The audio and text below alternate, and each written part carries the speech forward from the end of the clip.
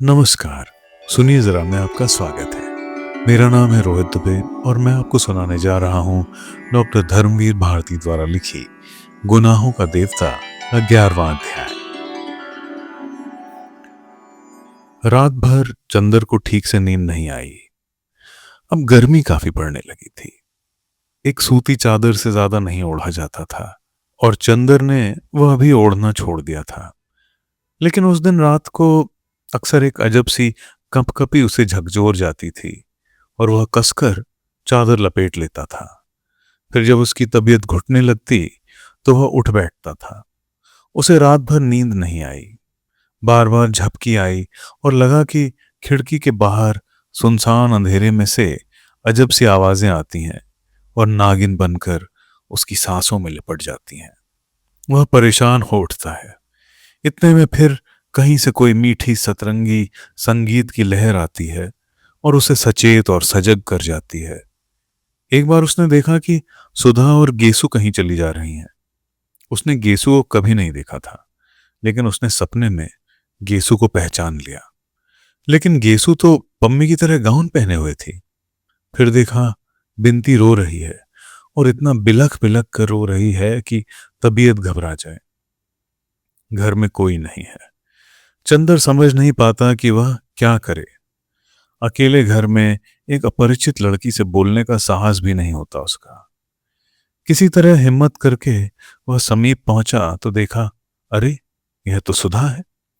सुधा लुटी हुई सी मालूम पड़ती है। वह बहुत हिम्मत करके सुधा के पास बैठ गया। उसने सोचा सुधा को आश्वासन दे, लेकिन उसके हाथों पर जाने कैसे सुकुमार जंजीरें कसी हुई हैं। उसके मुंह पर किसी की सांसों का भार है। वह निश्चेष्ट है। उसका मन अकुला उठा। वह चौंक कर जाग गया तो देखा वह पसीने से तर है। वह उठकर टहलने लगा। वह जाग गया था, लेकिन फिर भी उसका मन स्वस्थ नहीं था। कमरे में ही टहलते टहलते वह फिर लेट गया। लगा जैसे सामने की खुली खिड़की से सैकड़ों तारे टूट टूट कर भयानक तेजी से आ रहे हैं और उसके माथे से टकरा टकरा कर चूर चूर हो जाते हैं। एक मर्मांतक पीड़ा उसकी नसों में खौल उठी और लगा जैसे उसके अंग अंग में चिताएं धधक रही हैं। जैसे तैसे रात कटी और सुबह उठते ही वह यूनिवर्सिटी जाने से पहले सुधा के कमरे में गया। सुधा लेटी हुई पढ़ रही थी। डॉक्टर शुक्ला पूजा कर रहे थे। बुआ जी शायद रात को चली गई थी, क्योंकि बिनती वहां पे बैठी तरकारी काट रही थी और खुश नजर आ रही थी। चंदर सुधा के कमरे में गया। देखते ही सुधा मुस्कुरा पड़ी। बोली कुछ नहीं, लेकिन आते ही उसने चंदर के अंग अंग को अपनी निगाहों के स्वागत में समेट लिया। चंदर सुधा के पैरों के पास बैठ गया। कल रात को तुम कार लेकर वापस आए तो चुप्पे से चले गए? सुधा बोली। कहो, कल कौन सा खेल देखा? कल बहुत बड़ा खेल देखा। बहुत बड़ा खेल देखा सुधी। चंदर व्याकुलता से बोला। अरे जाने कैसा मन हो गया कि रात भर नींद ही नहीं आई। और उसके बाद चंदर सब बता गया। कैसे वह सिनेमा गया, उसने पम्मी से क्या बात की, उसके बाद कैसे कार पर उसने चंदर को पास खींच लिया, कैसे वे लोग मैकफरसन झील गए और वहां पम्मी पागल हो गई। फिर कैसे चंदर को एकदम सुधा की याद आने लगी और फिर रात भर चंदर को कैसे कैसे सपने आए। सुधा बहुत गंभीर होकर मुंह में पेंसिल दबाए कोहनी टेके बस चुपचाप सुनती रही और अंत में बोली, तो तुम इतने परेशान क्यों हो गए चंदर? उसने तो अच्छी ही बात कही थी। यह तो अच्छा ही है कि ये सब जिसे तुम सेक्स कहते हो यह संबंधों में ना आए।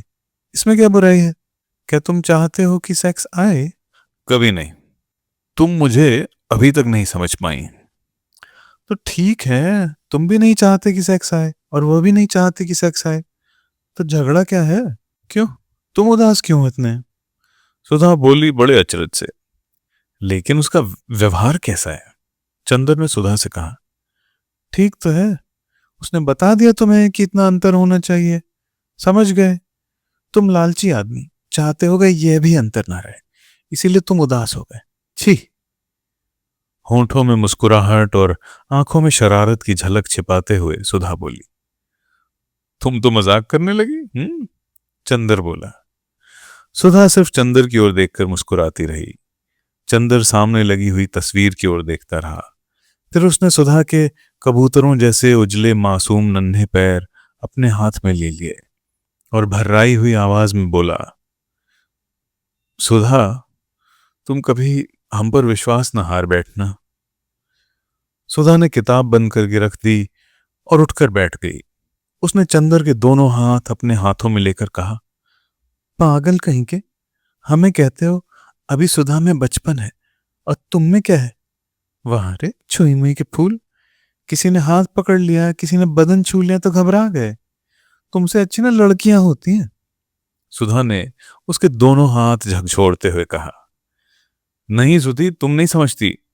मेरी जिंदगी में एक ही विश्वास की चट्टान है, वो हो तुम। मैं जानता हूं कि कितने ही जल प्रलय हों, लेकिन तुम्हारे सहारे मैं हमेशा ऊपर रहूंगा। तुम मुझे डूबने नहीं दोगी। तुम्हारे ही सहारे मैं लहरों से खेल भी सकता हूं, लेकिन तुम्हारा विश्वास अगर कभी हिला तो मैं किन अंधेरी गहराइयों में डूब जाऊंगा, ये कभी मैं सोच नहीं पाता। चंदर ने बड़े कातर स्वर में कहा। सुधा बहुत गंभीर हो गई। क्षण भर वह चंदर के चेहरे की ओर देखती रही। फिर चंदर के माथे पर झूलती हुई एक लठ को ठीक करती हुई बोली, चंदर, और मैं किसके विश्वास पे चल रही हूं? बोलो।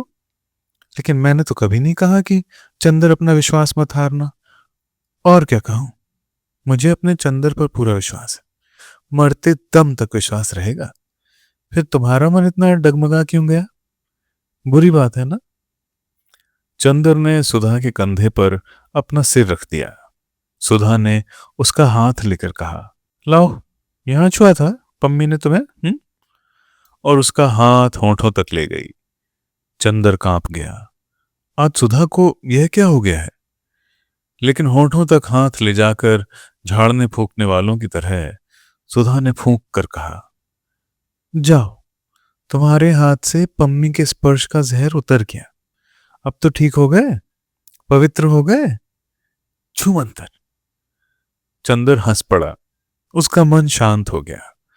सुधा में जादू था, सचमुच जादू था। बिनती चाय ले आई, 2 प्याले। सुधा बोली, अपने लिए भी लाओ। बिनती ने सिर हिलाया।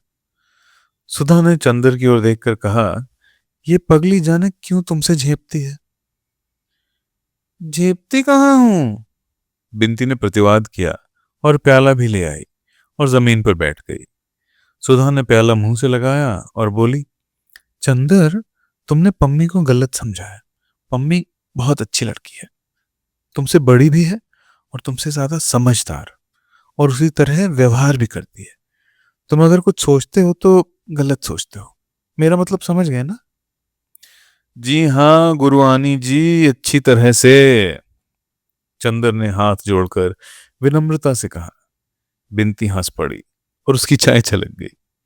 नीचे रखी हुई चंदर की जरीदार पेशावरी सैंडल भीग गई। बिनती ने झुककर एक अंगोछे से उसे पोंछना चाहा तो सुधा चिल्ला उठी, हाँ हाँ हाँ, छुओ मत, कहीं इनकी सैंडल भी बाद में आके न रोने लगे।